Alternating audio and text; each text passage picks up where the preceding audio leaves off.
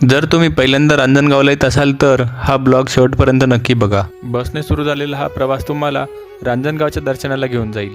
लांबच्या प्रवासात हॉटेलवर थांबणे गरजेचे होते, त्यामुळे जेवण करून थोडी विश्रांती घेऊन आम्ही परत पुढच्या प्रवासासाठी निघालो. पहाटे 4 वाजता आम्ही रांजणगावात पोहोचलो आणि शांत भक्तिमय वातावरणात पायी चालत आम्ही गणपती बाप्पाच्या मंदिरात पोहोचलो.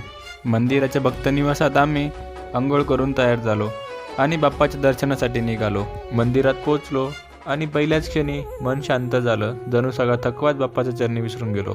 रांजणगावचा महागणपती हा अष्टविनायकांपैकी एक अत्यंत महत्त्वाचा आणि जागृत देवस्थान मानला जातो. गणपती बाप्पाचं हे रूप शक्ती, बुद्धी आणि विजयाचं प्रतीक आहे.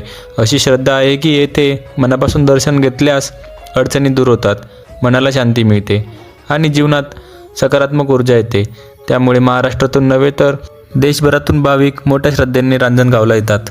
रांजणगावला आलो आणि इतक्या वर्षांनी अचानक माझा बालपणीचा मित्र चेतन भेटला. त्या क्षणी मनाला एक वेगळाच आनंद भरून आला. रांजणगावची सफर मित्राच्या भेटीमुळे अजूनच सुंदर झाली. रांजणगाव महागणपतीचं दर्शन मनाला शांती देऊन गेलं. हा प्रवास आठवणींचा आणि भक्तीचा सुंदर अनुभव ठरला. इथेच थांबतो आजचा प्रवास. भेटूया पुढच्या ब्लॉगमध्ये. थँक्यू.